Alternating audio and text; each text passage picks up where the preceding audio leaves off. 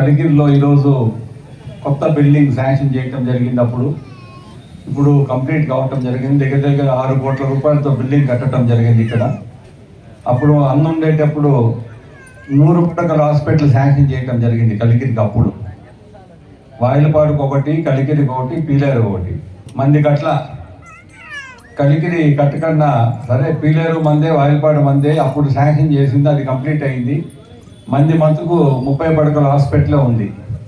So ముఖ్యమంత్రి గారితో మాట్లాడి దగ్గరలో వీలైనంత వరకు మనం కలిగిరి 100 పడకల హాస్పిటల్ చేసుకుంటే మనకి ఇంకా కొంచెం స్పెషలిస్ట్ డాక్టర్లు అంతా వస్తారు, మనకి ఇబ్బంది ఉండదు. ముందులోగా కాదు, కలిగిరి చాలా పెద్ద ఊరు అయిపోయింది. ఇప్పుడు మిగతా ఊర్ల కంటే మన టైంలో నాయనగారి కాలం నుంచి కూడా మనము సొంత ఊరు, మన బాధ్యత మనము చేయాలనే ఉద్దేశంతో అవన్నీ కూడా ఎంతో అభివృద్ధి చేయటం జరిగింది కలిగిరిని. ఇక్కడ అమర్నాథ్ రెడ్డి కాలనీ కానీ, ఇందిరమ్మ కాలనీ కానీ, మా ఊర్లో సిఆర్పిఎఫ్, బిఎస్ఎఫ్, ఐటీబీపీ కానీ ఎన్నో కార్యక్రమాలు మనము కలిగిరికి సైనిక్ స్కూల్ కానీ, జేఎన్టీయూ కానీ, పాలిటెక్నిక్ కానీ ఇవన్నీ చేసిన దానివల్ల ఊరు పెద్దదైపోయింది. మాకు మీ పైన అభిమానం ఉంది, రుణం తీసుకోవాలి కాబట్టి మన సొంత ఊరుకు కష్టకాలంలో కూడా మాకు అధికారం లేనప్పుడు కూడా కలిగిరి మండలం కానీ ప్రజలు కానీ మీరు మాకు వాళ్ళకు అండగా ఉన్నారు. మా నాయన కాలం నుంచి మీకు చాలా మందికి తెలుసు. మా నాయన 62లో ఎమ్మెల్యే, నేను 63 సంవత్సరాల ముందు మా తండ్రికి ఓటు వేసినారు. అప్పుడు మేము పుట్టినలా, మీరు పుట్టినలా చాలా మంది ఇక్కడ 63 ఏళ్ళ ముందు.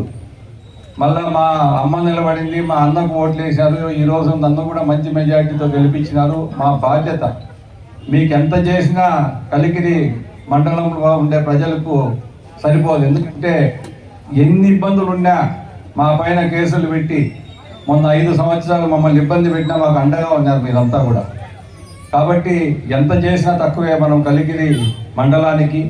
ఖచ్చితంగా మా బాధ్యత, మీరు ఎల్లప్పుడూ మాకు అండగా ఉన్నారు కష్టకాలంలో కూడా. ఇంకా ఏమేమి అభివృద్ధి కార్యక్రమాలు చేసుకోవాలో కూడా ఈరోజు కలిగిరి ఒక మహానగరం లాగా అయిపోయింది. ఎన్ని ఎడ్యుకేషన్ ఇన్స్టిట్యూషన్స్, కాలేజీలు, స్కూళ్ళు కానీ మా గ్రామము ఇప్పుడు చాలా పెద్దగా అయిపోయింది. మా ఊళ్ళో హైవేకి వచ్చినాం. మీరు ముందు టౌన్లో ఉన్నారు అనుకుంటా ఉన్నారు మీరంతా. మీ పల్లెటూరులో లెక్కకు ఇప్పుడు నగిరిపల్లికి పక్కన హైవే వచ్చేసింది. ఇప్పుడు మా ఊరు కూడా టౌన్లోకి వచ్చింది లెక్కకు. లేకపోతే మేము ఎన్నో ఊళ్ళో ఉన్నాం నగిరిపల్లిలో. ఈరోజు మాది కూడా హైవే పక్కన ఊరు వచ్చింది. తమాషకి చెప్తున్నా నేను. కాబట్టి ఈరోజు కలిగిరిలో మీరు తండ్రి గారి కాలం నుంచి మనం ఆదరిస్తూ వచ్చినారు. మా బాధ్యత ఇది కూడా ముఖ్యమంత్రి గారితో మాట్లాడి 30 బెడ్ హాస్పిటల్ చేసుకున్నాం. సబ్స్టేషన్లు కానీ ఎన్ని సబ్స్టేషన్లు, ప్రతి గ్రామంలో సబ్స్టేషన్ కట్టడం జరిగింది. గుట్టపాలెం కానీ, కలిగిరి కానీ 72లో పివి నరసింహారావు గారు వచ్చి సబ్స్టేషన్ ఓపెన్ చేశారు. అప్పుడు కలిగిరిలో క్రాస్ రోడ్లో అప్పుడు ఏం లేదు, క్రాస్ రోడ్డు సబ్స్టేషన్ ఒకటే. క్రాస్ రోడ్ కాదు, చదివేవాళ్ళపల్లి. ఆ 4 ఇళ్ళు ఉన్నాయి, సబ్స్టేషన్ ఉంది ఊరు బయట. ఈరోజు క్రాస్ రోడ్ ఏమైపోయిందో చూడండి. ఈరోజు ఇది కూడా